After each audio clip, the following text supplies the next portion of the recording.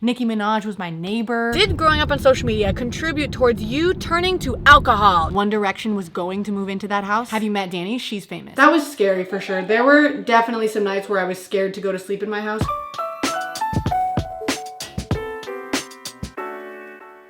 Hi guys, good morning. So today is going to be kind of a Q&A, kind of a story time, a mix of both. And the topic that we're speaking on today is growing up famous. Now let me clarify. I don't really see myself as famous at all in the slightest, but that is a word. Oh my God, the light is so bright, hold on. But that is a word that a lot of people have used in the past, and everybody used to call me that when I was a kid. So that's what we're using, that's what we're going with. But now that that's out of the way, I'm gonna answer a bunch of your questions from my Instagram. So this is my Instagram if you wanna follow me. I do a lot of Q&As and stuff on there. So if you wanna be involved next time, you can hit me up. Make sure you subscribe to my channel, of course, if you like my videos. Before we start, that's gonna be it. I'm gonna go re-dye my hair because I dyed it recently, and I don't like how not bright the ends are. But I'm gonna do that while we answer our first set of questions. I just put hair dye on my head and I'm wearing a bathrobe. So I just want to get those two things on the table. I feel like I can't ignore them. But you know what? Bathrobes are really warm and really comfortable. So I think there's nothing wrong with my outfit. But anyway, let me just give you guys a little preface before I answer questions, because the questions kind of tell, like, you know, the whole story. They give you the details, they give you the goods or whatever. But some of you might not know where I come from, you know, my background or whatever. So I grew up in a band called Cimorelli. I'm sure you guys have heard about this. I'm sorry if I'm like a broken record. I'm just explaining in case anybody doesn't know. I started when I was 10.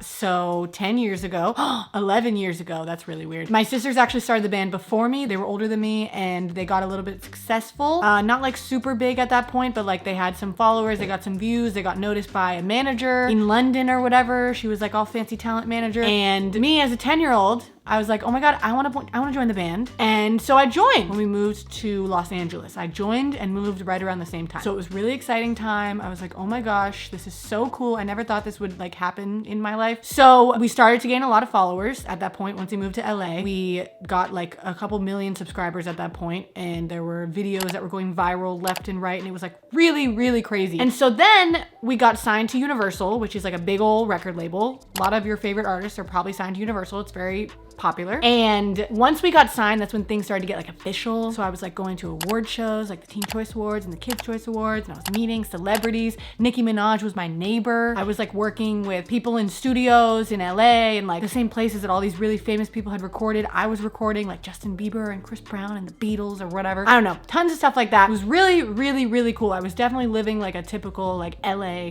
person life. And I was still a kid, like I was still 12. 11, 13, like so young. So I think it's a very interesting situation, which is why I want to do a whole Q&A on it, because I think that a lot of you guys definitely find it fascinating. And boy, did you have a lot of questions. The first question, which I got a lot, was definitely like, was it hard to make friends? Was it hard to feel normal? Was it weird if people were like talking about how famous you are or whatever when you were a kid? And the answer is yes, it was really hard for me to make friends, but that wasn't really because of YouTube or anything. It was really because I was kind of a weird kid. Looking back, I was kind of socially awkward. Like I was a happy person or whatever. I was fun, I was outgoing, but when it came to friends, like I had a hard time keeping friends. And also I think because of the whole internet celebrity thing, people kind of put me on like a separate thing from them. So like not only was I on YouTube, but I was also homeschooled. And so I was kind of always like the odd one out. Like I did water polo. That was like one of the only normal activities that I did growing up. And it was super fun and I loved it and I made some friends. But like even when I had those friends, I still felt weird about it. And I don't know if it had to do with Cimorelli. I don't know if it had to do with being homeschooled. I don't know if it was a combination of all those things, but I know that there was always kind of like a disconnect between me and other people. And people did definitely say it all the time. Like whenever I met a new friend or a new person, they'd be like, oh my God, she's famous. Oh my God, have you met Dani? She's famous. Oh my God, did you hear that Dani's famous? Like everybody would say that to me because obviously we were 13. So like everybody thought it was super cool, but it didn't really interfere with a lot of stuff, I don't think, but I don't know. Next question was, how was the money situation? Did you make good money? Was it nice to make money? So in the beginning, not really at all, because when you're like a musician, you don't really make money until you're like super, super, super popular. Like you kind of have to pass the threshold, because basically the way it works is like you don't get paid directly for every single thing that you do if you're signed to a label. Like the label gets paid and then they give you money. You also have to make back a bunch of expenses that your label pays for. So like for example, if they put you on tour and it costs $100,000 for that tour, all of your money basically is gonna go towards that tour before you see any of it. So I wasn't like rolling in the dough or anything. I mean, I guess for a 12-year-old I was. And also some people were asking like if I was in control of my money or if my parents took my money or if they were in control of my money or whatever. And my dad was always very responsible with finances, and he always emphasized that I needed to, you know, think of my future and all that. So he set up all kinds of stuff for me, but it was all in my name. So by the time I turned 18, I had like bank accounts and investments and stuff like that he had done for me when I was a kid. And he wasn't taking any of my money or anything like that. And also, fun fact, I thought you guys might find this interesting. There's something called a Coogan account, which is what I had. Basically, there was this actor named something Coogan. I don't know what their name was. And their parents stole all their money. And this was a long time ago. So they made a law called the Coogan law or whatever, where every child, like person in the music business or the acting business or whatever, entertainment industry, has to open a Coogan account and put a certain percentage of their money away into that account. It's required to do that by law. And you have to keep it in there until you're 18. So just in case anybody's parents want to do some shady stuff, they'll have some money when they're 18. Now again, my parents didn't try to do any shady stuff. They were really great about that, but I did have that as well. So that was really interesting. But I'm gonna answer more questions in a second. I need to sit and let my hair process and get dressed. It's literally 3 p.m. and I haven't even gotten dressed for the day, so I should probably do that first, but I'll be back in a second. Okay guys, I just rinsed out my hair. It's looking really good so far. It's looking a lot brighter. I'm really excited about it. Next question is, did you get to meet any cool celebrities? The answer is yes. Just off the top of the dome, I met Demi Lovato, Selena Gomez, all the members of Big Time Rush. I met the Jonas Brothers. I think I met Jason Derulo, but I don't remember. Maybe I just did a show with him. Ariana Grande, I met her. I don't really remember who else, but Selena Gomez is probably the most famous person I met. If anybody else comes to mind, I'll let you guys know, but that's just what I think of off the top of my head. Okay, next question. Did you ever get any crazy fans? Yes, I got a lot of crazy fans. There were a good amount of people who scared me. There were some really scary situations that we've never talked about. I do remember one time I got a letter in the mail from somebody and it was like, hi, I just want to let you know that like you're my soulmate. And I was like 12 at the time. And they gave me an engagement ring and said that like in their brain we were married, but in their brain I was 22 and they were 20. And he's like, here's a picture of me. They included a photo and it was a photo of like a young kid because they were trying to like say that they were young or whatever, and it was clearly like super old. So like it was obviously a really old man who was like in love with me when I was 12. I got a lot of pictures of men's genitals in my DMs as a child. That wasn't great.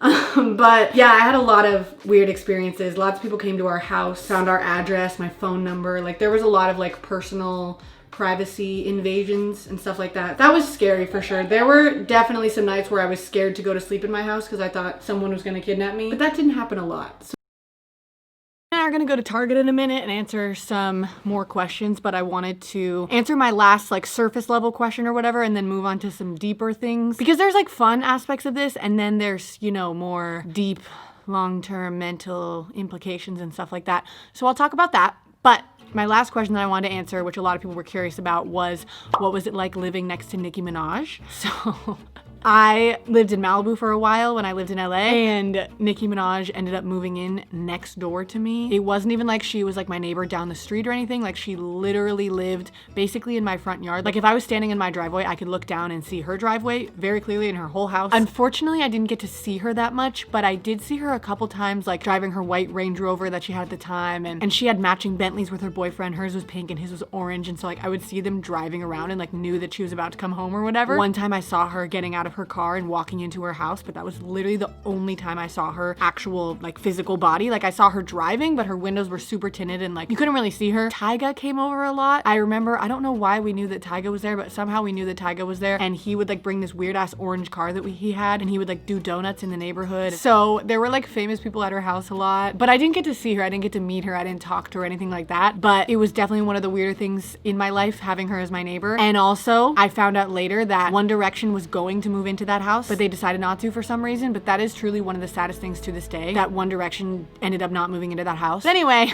I'm gonna answer some more intense, more serious questions now, but I'm gonna go find Emmyn and we're gonna go somewhere. Okay guys, I'm in the car now. Emmyn is here as well. Ella's here too, but they're not gonna talk because this has nothing to do with them. Sorry, that was mean. I was joking. First question. Did growing up on social media contribute towards you turning to alcohol? Dun dun dun. If you saw my Truth About My Past video, you know that I had a bit of a party phase, a bit of a wild child phase when I was like 17. I don't really know if being in the band contributed to that. Maybe because it like made me feel less normal, and part of me like drinking and stuff was trying to fit in. So maybe if I felt a little bit more normal and like confident in myself, then I wouldn't have done all that stuff. Next question is, how do you think it affected you long term? Looking back, the biggest things that it affected were probably my self-esteem, because I had like, you know, comparison issues with my sisters. People were always like pitting us against each other. So I think that that definitely contributed to my self-esteem in the long run. And I think that I have pretty low self-esteem right now, and I have for a long time. I'm still working on that. And I think that if I maybe didn't have so much negativity, you know, being thrown into my ears from the internet, I probably wouldn't have had as much of an issue with that. So yeah, there's that. Also, I think the biggest negative effect of it was like my mindset in life. I think that I already came from like a pretty privileged background or whatever, but growing up with that situation and like having tons of followers or whatever from when you're literally a child definitely made me think of the world in a way that it was not